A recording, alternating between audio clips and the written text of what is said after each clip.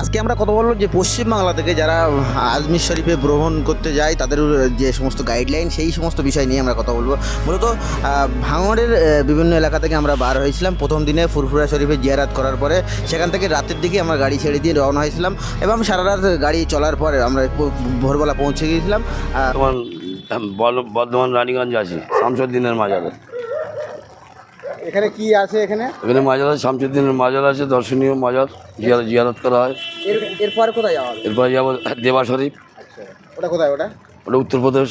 আচ্ছা, এখানে কি এসে দুপুরে খাওয়া দাওয়া হয়? হ্যাঁ, দুপুরে লাঞ্চ টিফিন করে খাওয়া দাওয়া হলো, আবার আমরা বেরিয়ে যাচ্ছি। দেবা শরীফ রান হচ্ছে এবং এখানে গাড়ি পার্কিং খাওয়া দাওয়া সব হলো সুস্থভাবে, গোসল টোজল সবই হলো, নামাজ টামাজ সবই হলো। মাজার জিয়ারত করে আমরা রওনা হচ্ছি দেবা শরীফের জন্য। পূর্ব বর্ধমানে সেখানে একটি মাজার শরীফ আছে, সেই মাজারের সামনেই কি আমাদের বাসটা দাঁড় করায় এবং দাঁড় করানোর সাথে সাথে বাস থেকে সবাই, আমরা যে বাসের যে টিম, টোটাল যে টিম আছে সেখানে সবাই নেমে যায়।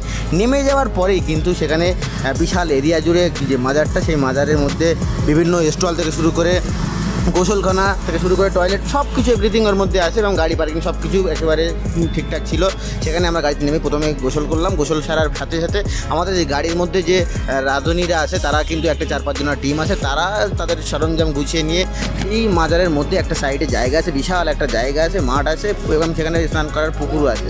সব মিলিয়ে তারা রান্নার দ্রুত ব্যবস্থা করে দেয় এবং আমাদের যে সমস্ত টিম মেম্বাররা ছিল তারা কিন্তু গোসল করে সেখানেই একটি জায়গা ছিল, সেখানে যার সেই তাদের বিছন বা কিছু নিয়ে সেখানে বিছিয়ে দিয়ে শোয়ার ব্যবস্থা করে এবং সেখানে কারেন্টের একটু সমস্যা থাকায় তারপর আমাদের কয়েকজন মেম্বার সেখানে যে সমস্ত দরগা যারা দায়িত্বে আছে তাদেরকে বলার সাথে সাথেই সেখানে কিন্তু ইলেকট্রিক পরিষেবাটা দিয়ে, ফলে আমরা আমাদের ফোনের চার্জটা দিয়ে নিতে পারি। দিনের পরে বেশ ঘন্টা 2 রান্নার পরে অবশ্য আমাদের রান্না কমপ্লিট হয়ে যায়। তারপরেই কিন্তু যে হোটেলে আমাদের যে সমস্ত দায়িত্বে আছে, আমাদের যে গাড়ি নিয়ে তারা কিন্তু ভাত বন্টন করে দুপুরের আহার ব্যবস্থা করে দেয়। আজকে আমাদের মেনুতে ছিল পটল, চিংড়ি মাছ এবং ডাল ছিল আজকে প্রথম দিনের মেনু। কারণ কাল রাতে যখন এসেছিলাম সেখানে নিজেরা খেয়ে নিয়েছিলাম, আজকে দ্বিতীয় দিনে এই মেনু ছিল। তারপরে সেখানে খাওয়া দাওয়ার পর 1.5 ঘন্টা মতন ওয়েট করে সেখানে জোহরের নামাজ বাদ কবর জিয়ারাত করার পরেই সেখান থেকে আমরা এবারে অন্য উদ্দেশ্যে আবারও এই আজমির শরীফের উদ্দেশ্যে রওনা দিলাম। পরবর্তী আপডেট দেখার জন্য আমাদের পেজ সফরের সঙ্গে থাকুন।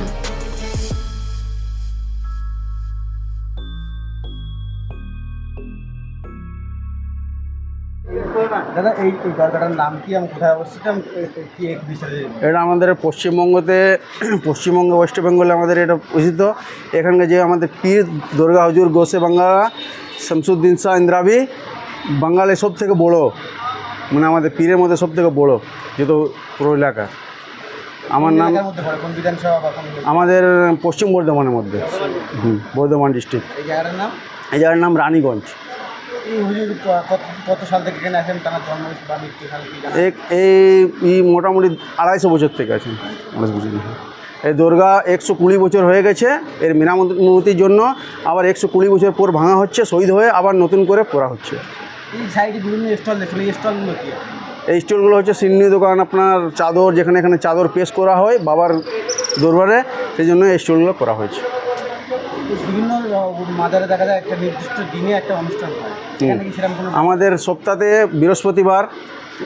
বৃহস্পতিবার দিন অনুষ্ঠানটা করা হয়, অনেক প্রচুর ভিড় হয়। আর আমাদের বাবার যে এখানে আপনার সন্দল বা হয় উরুস হয় আপনার ফাল্গুন মাসে ইংলিশে ফেব্রুয়ারি মাসে 17 তারিখ থেকে আপনার ফেব্রুয়ারি 30 তারিখ পর্যন্ত, 29 তারিখ পর্যন্ত, যে ফেব্রুয়ারি মাসে 29 বা 28 তারিখ পর্যন্ত হয় ফেব্রুয়ারি মাসটা।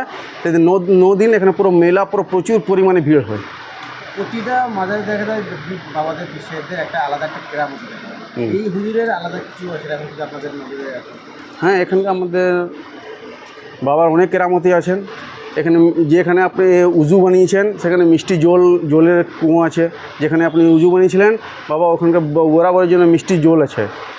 আর রানীগঞ্জে অনেক কেরামতি অনেক হয়েছে, কিন্তু আমরা যেহেতু ছোটো বয়সে তাহলে আমরা তো জানি না, কিন্তু অনেকে পীর ওখানে হয়েছে। মুসলিম ধর্মের মানুষগুলো আছে না অন্য ধর্মের মানুষ? না, এখানে মানে যত রকমের আছে, শিখ ধর্ম, হ্যাঁ আপনি ইসলাম, শিখ, আপনার হিন্দু, হ্যাঁ নানা রকমের ধর্ম সব আছে এখানে, আর সব মানে পুরো। মাদ্রাসা বা এইখানেই মাদ্রাসা আছে।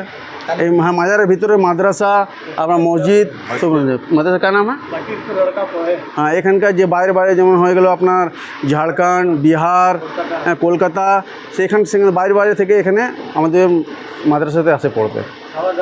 খাওয়া দাওয়া কাপড় পরা সব যে কোনো খাওয়া দাওয়া সব যত সামান্য সব মাজার থেকে দেওয়া হয়, মাজার থেকে দেওয়া হয়।